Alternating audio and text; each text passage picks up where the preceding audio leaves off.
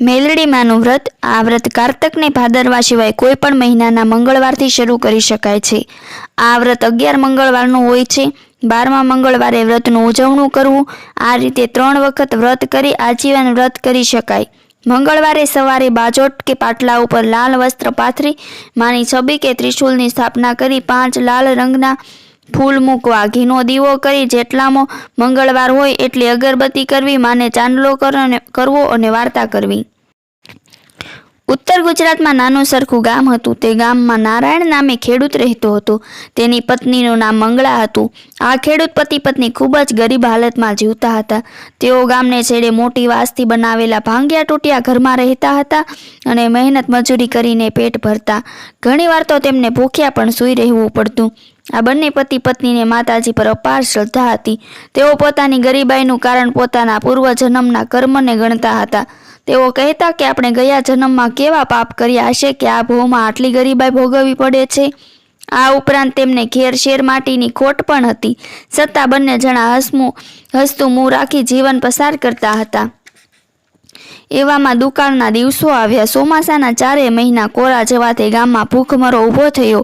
લોકો ગામ છોડી પરગામ જવા લાગ્યા. બંને પતિ પત્ની પણ થોડો રડિયો ખડિયો સામાન લઈ કાઠિયાવાડ બાજુ ઉપડી ગયા.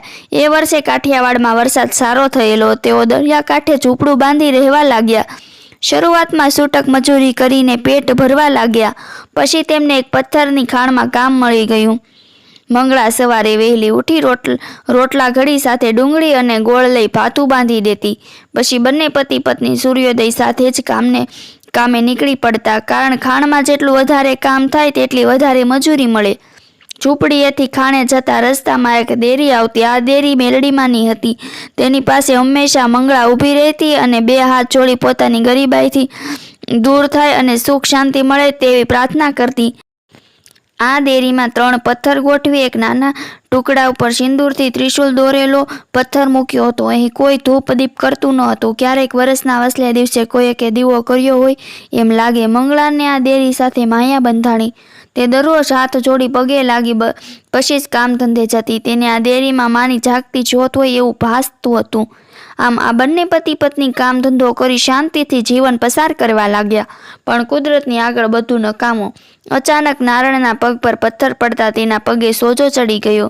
ખાણના મુકાદમે તેને દવાખાને પહોંચાડ્યો. ડોક્ટરે કહ્યું, પગના હાડકામાં તિરાડ પડી છે. સંધાતા વાર લાગશે. તેને સંપૂર્ણ આરામ કરવો પડશે. આવા અણધાર્યા અકસ્માતથી ફરી બંને પતિ પત્ની નિરાશ થઈ ગયા.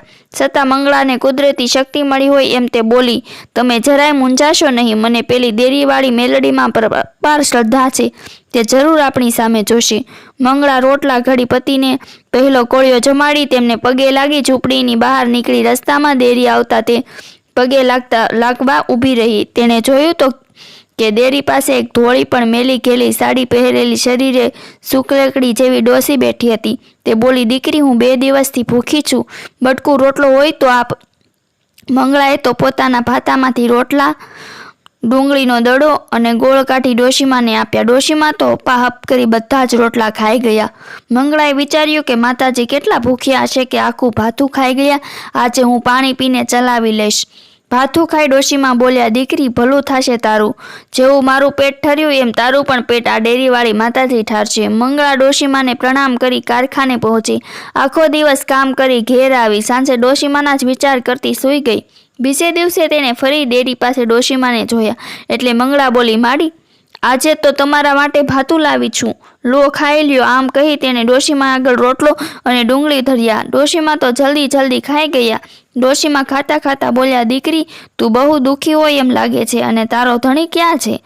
માડીએ, આ તો ગયા જન્મના કરમની કઠણાય છે. ગયા જન્મમાં કંઈક એવા પાપ કર્યા છે કે આ જન્મે ભોગવીએ છીએ. આમ કોનો વાંક કાઢવો? દીકરી, તું મારી એક વાત માનીશ. તું માં મેલડીનું વ્રત કર. આજના કળિયુગમાં માં શક્તિની જાગતી જ્યોત છે.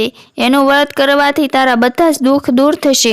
મંગળા કામ ધંધા પર પણ મેલડીમાંના જ વિચાર કરવા લાગી. સાંજે ઘેર આવી તેને પતિ નારાયણને બધી વાત કરી.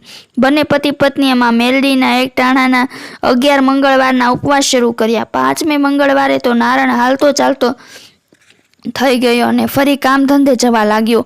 11મા મંગળવારે બંને પતિ પત્નીએ કામમાંથી બચાવેલા પૈસામાંથી ખીર રોટલી બનાવી દેરીએ માને ધરાવવા ઉપડ્યા. દેરીએ ડોશીમાં બેઠા જ હતા. મંગળાએ દેરીએ દીવો કરી ત્રિશૂળ સ્વરૂપ માને જમાડી ડોશીમાને પ્રસાદ આપ્યો.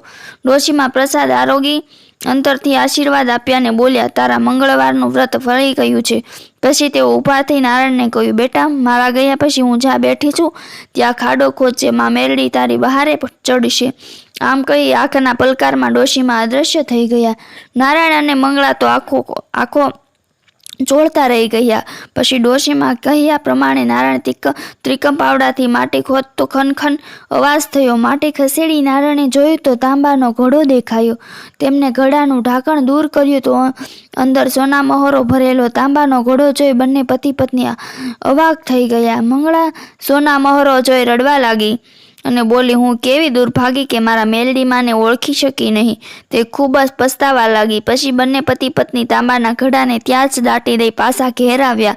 રાત્રેમાં મેલડીનું સ્મરણ કરતા કરતા ઊંઘી ગયા. અડધી રાત્રેમાં મેલડીએ બંને પતિ પત્નીને પોતાના અસલ સ્વરૂપે દર્શન આપતા કહ્યું, હવે તમારા દુઃખના દિવસો પૂરા થયા છે. વહેલી સવારે સોના મહોરો ભરેલો ઘોડો લઈ આવજો અને આજથી પૂરા 9 મહિને મંગળાની કોખે દીકરો અવતરે તો માનજો કે માં મેરડીનું વ્રત તમને ફળ્યું છે.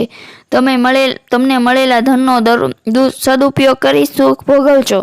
દીન દુખ્યાની સેવા કરજો. મારા નામે ખીર રોટલીના વ્રતનો મહિમા વધારજો. આમ આશીર્વાદ આપી માં મેરડીમાં અદૃશ્ય થઈ ગયા. જેમ માં મેરડીમાં નારાયણને મંગળાને ફળ્યા તેમ વ્રત કરનારને સૌને ફળજો. આવી જ કથાઓ વાર્તાઓ સાંભળવા માટે મારી ચેનલને લાઈક કરો, શેર કરો અને સબસ્ક્રાઈબ કરો. ફરી મળીશું આવી જ વાર્તાઓ સાથે.